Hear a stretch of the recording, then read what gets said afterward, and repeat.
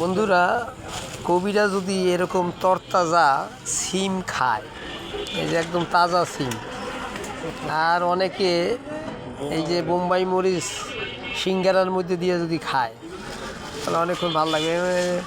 এটা হলো শালগম নাকি, এটা হচ্ছে বিট, এটা হলো পেঁয়াজ, এটা হচ্ছে মূলা, অ্যালেন্সা,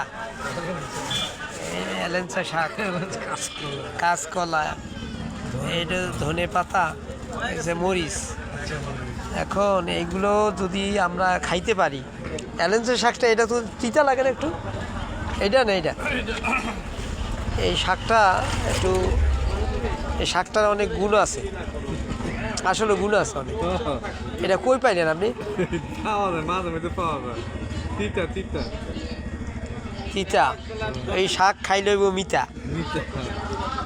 আবার বেগুনও আছে, এই বেগুন অবশ্যই একটু মোটা, পেট মোটা।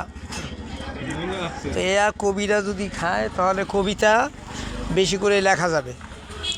এখানে প্রত্যেকটা একদম, হ্যাঁ, মুম্বাই মরিচ অবশ্য কম আছে, মরিচের জাল নাই।